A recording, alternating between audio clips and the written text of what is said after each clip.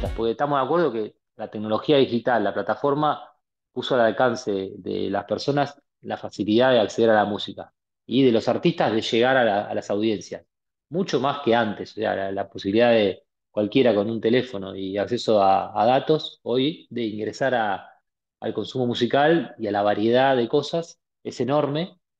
Y lo mismo para los que están del otro lado, los productores, los músicos, los artistas pueden llegar en potencia, en teoría, es todo esto, ¿no? A muchísima cantidad de gente. Entonces, yo tengo esa diferenciación entre lo que la tecnología puede hacer en potencia y lo que después en efectivo sucede en la realidad, digamos. Entonces, eh, la lógica de las plataformas eh, hizo que sí haya una disponibilidad de muchos tipos de música, mucho acceso a la música, eh, pero en términos de lo que reciben los artistas que no son consagrados, cuando uno dice independientes, ahí entra como una gran bolsa de artistas muy diversos, pero personas que no tienen una gran fluidez, una gran cantidad de público en las plataformas, eh, no se ven tan beneficiadas porque los ingresos son muy nimios, son muy pocos. La lógica de las plataformas es la de acaparar cada vez más cantidad de usuarios. Es una lógica del sistema de las plataformas, cualquier plataforma, de la plataforma Uber o de la plataforma Spotify o YouTube. Y aquella que tiene mayor cantidad de usuarios, mayor cantidad de manejo de datos, eh, logra capturar a su vez más usuarios, porque la lógica de alimentación del algoritmo es más rica, entonces las recomendaciones son más ajustadas. Entonces hay una lógica de concentración, ¿no? Se tiende a escuchar la música en un conjunto de plataformas, a ver como una lógica oligopólica en definitiva, porque en Argentina mayormente se escucha todo en Spotify o en YouTube. Es poca la gente que busca alternativas a eso, ir a Mixcloud, SoundCloud o Bandcamp, que son plataformas minoritarias, un poco más para gente un poco más buscadora, si ustedes quieren. Eh, pero todas pagan muy poco. La posibilidad de los artistas de llegar a las audiencias está, la potencia, quiero decir, está, porque es mucho más sencillo que en otra época, cuando había un intermediario que era un sello discográfico. Eh, el problema ahora es que, en términos de las posibilidades que ofrecen las plataformas, los pagos son muy nimios. Eh, yo esto lo digo porque investigando en estos años me he encontrado con que en el 2015 vos participabas en un encuentro de sellos o de músicos, de artistas independientes, y había cierta alegría, eh, sí, como cierta esperanza, vamos a decirlo así, porque crecían los números de consumo por streaming y era una forma de eh, que ese consumo de música se registre y sea rentado para los dueños de los derechos. Pero muy pocos años después, 2017, 18, 19, empezaron a aparecer las críticas de organizaciones de músicos sobre lo que pagaba puntualmente Spotify.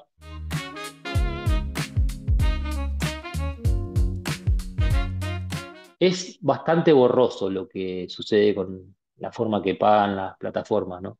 Eh, Asumado a que está esta cuestión de que cada país paga diferente, ¿no? Entonces, que están las agregadoras en el medio, que son las distribuidoras digitales, que cargan la música en las plataformas, que se quedan con un porcentaje de lo que se genera de regalías, y a estos sistemas de pago que son poco transparentes, que los músicos organizados critican estos sistemas de pago por poco transparentes, sobre todo, o más que todo el de Spotify, el de YouTube. Eh, entonces hay una situación que, desde un punto de vista, es muy favorable, porque cualquiera que piense en la accesibilidad que tenemos hoy a escuchar la música y a los otros a ponerla a disposición, es una realidad, pero todavía no hay digamos, un camino resuelto de esta brecha que hay entre los números globales de la industria, cómo crecen, y lo que están percibiendo eh, los artistas, digamos, de escala pequeña, emergentes, ¿no? Hay una brecha, no se está distribuyendo de una manera equitativa, eh, y tampoco las plataformas están promoviendo un- una... O sea, su lógica de funcionamiento tiende a la concentración de usuarios en plataformas y en escuchas de músicas masivas, ¿no? Eh, te orientan un poco algorítmicamente y un poco editorialmente a escuchar lo que escucha la mayoría, eh, y entonces eso también perjudica un poco a los artistas más pequeños o emergentes. Eh, Así que por un lado, para sintetizar, ¿no? Como las plataformas son una herramienta, la verdad, muy beneficiosa para acceder a una cantidad de música diversa y, y en cantidad, digamos, inusitada comparada con otros tiempos. Pero la potencia que tiene está, digamos, estamos lejos de poder decir que se está utilizando, digamos, la potencia que tienen de manera eh, de promover la diversidad y la justa retribución a todos los que participan de ese juego, digamos. La música grabada hoy para artistas emergentes o pequeños artistas es más una vidriera para luego salir a girar y presentarse en vivo, que es ahí donde está la fuente, digamos, de recursos, de ingresos, de trabajo genuino para la gente que está empujando, digamos.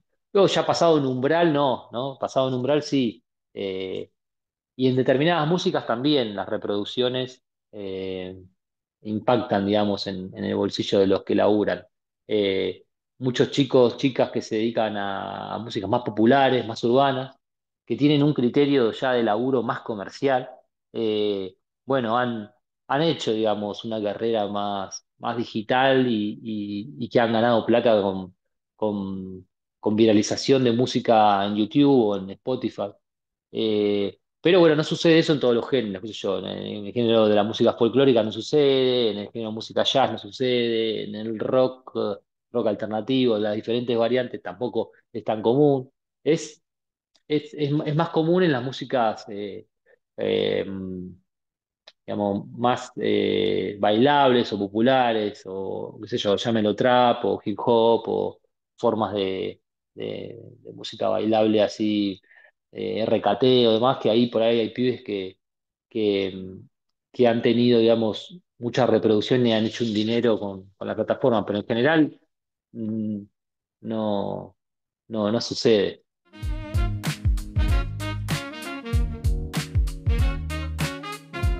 Varía con cada tipo de músico y entre las músicas también. Eh, y sucede parecido como con la plataforma. La tecnología digital te permite eh, una facilidad para hacer la música de manera autónoma, ¿no? Tener como lo que se llama un estudio en tu casa. Eh, Eso por un lado. Eh, y por otro lado, o facilita, las herramientas son mucho más accesibles para hacer la música de manera autónoma. Y después, por otro lado, todo lo que tiene que ver con la puesta en circulación de la música, objetivamente es mucho más sencillo que en otra época, porque una vez que la tenés grabada, la podés poner al circular enviándola a una distribuidora. Hay algunas distribuidoras que no tienen casi criterios de selección. Mientras vos le pagues y la música esté dentro de los parámetros que tiene que tener, digamos, que tener los códigos para ser identificada cuando se reproduce, ciertos, digamos, estándares del audio y demás, la música se publica. Eh, Luego, que alguien la escuche o no, ya es otro cantar, ¿no? Entonces, varía, depende del tipo de músicos. hoy la tecnología permite que uno haga casi todo de manera autónoma, ¿no? En la música, grabar, editar, distribuir, dar a conocer, pero todo eso requiere un trabajo y unos conocimientos, o sea, eh, contactos para que te ayuden a organizar un poco tu estrategia para lanzar una música, en qué momento, cómo hacer una comunicación en las redes sociales, cómo darte maña para hacer fotos o videos. Todo eso requiere cierta disposición, ciertos conocimientos, ciertos contactos. Y por otro lado, hacer la música de manera hogareña también requiere una inversión, conocimientos y contactos. No es igual para cualquiera. Entonces son como muy diferentes las experiencias. Es de acuerdo al universo al que te orientes, si investigás quizás músicos de una escena que tengan menos formación, digamos, académica, por ahí tengan menos niveles de profesionalización y menos uso de las tecnologías digitales. Por ahí si vas a un universo de personas que están más vinculados a la música urbana o a la música electrónica, tengan otro uso de la tecnología. Por ejemplo, yo conozco el caso también de los productores de música electrónica, DJs, y son más proclives a producir la música en casa, con una compu, con algunos artefactos que, bueno, se asocian a las computadoras. Y después para difundirla, incluso tener un sello propio, es más común en la música electrónica. Pero eso no es tan común en la música rock o en la música reggae o en las mixturas de música popular. Entonces varía mucho, ¿viste? No hay una respuesta que uno diga, sí, ha avanzado y ahora todos los músicos manejan las redes sociales y las herramientas digitales para producir y para difundir su música de manera excelente, digamos. Varía mucho de persona a persona porque no todos tienen la misma capacidad, el mismo acceso y también hay una cuestión económica, porque aunque se hayan abaratado las herramientas, sigue siendo costoso tener una computadora, tener una placa de audio, tener algo para poder hacer mezclas en casa o para tener un software y un controlador, digamos, una estación portátil de grabación y edición. No es tan sencillo como parece, ¿no? Por supuesto, mucho más al alcance que hace 20, 30, 40 años, pero sigue siendo una inversión, sobre todo en Argentina, y sigue requiriendo eh, conocimientos y ciertas aptitudes para acceder a esos conocimientos, o vía contactos, vía gente que te pasa información, o hay que ser un poco autodidacta o meterse a estudiar en algún lado. Pero eso requiere de tiempo, ¿no? De tiempo y de disposición. Entonces no hay una respuesta única. Sí hay una hegemonía ahora eh, de la de la visualización, digamos, de la exposición en las redes sociales, a la que no solo están sometidos los músicos, todas las personas, digamos, que tienen algo que mostrar, algo que vender, bueno, están volcados a redes sociales para darlo a conocer, con más o menos suerte, de acuerdo a las posibilidades de cada uno, porque también ahí hay que conocer cómo publicar, de qué forma, cómo hacer videos y contenido que salga bien y que tenga una estrategia.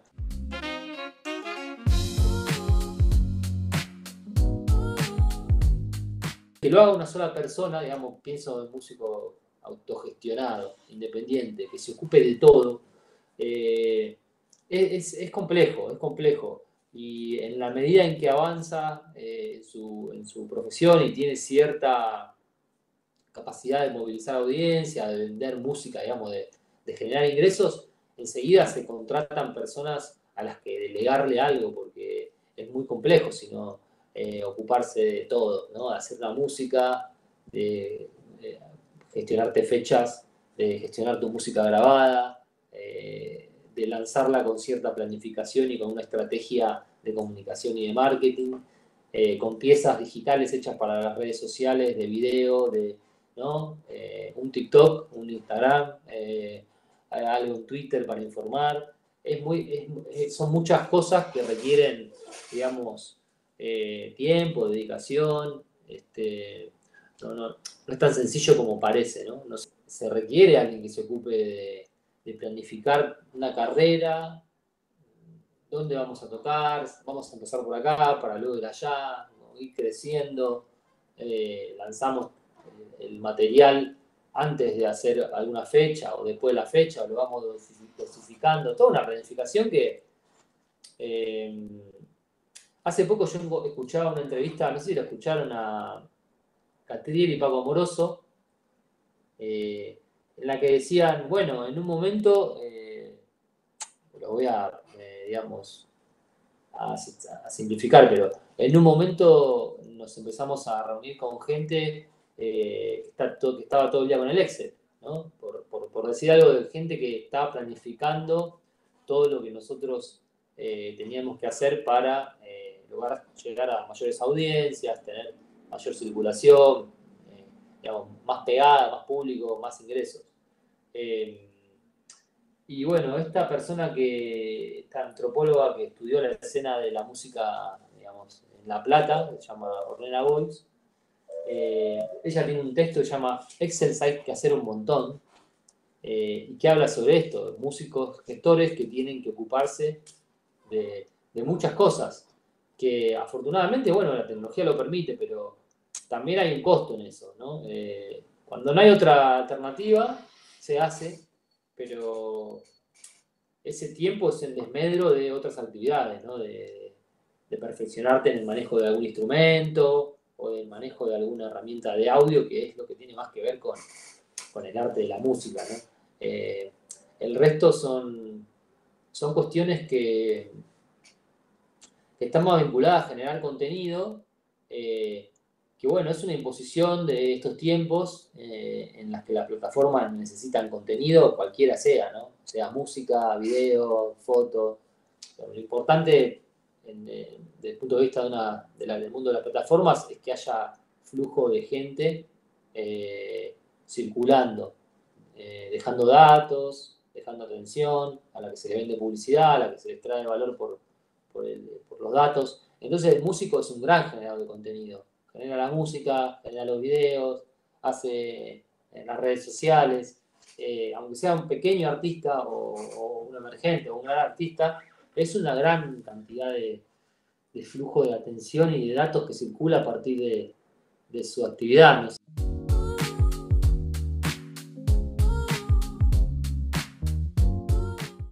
En la base hay un montón de gente generando mucho contenido, y me da la sensación por los números que maneja por lo menos la industria de la música, que ese contenido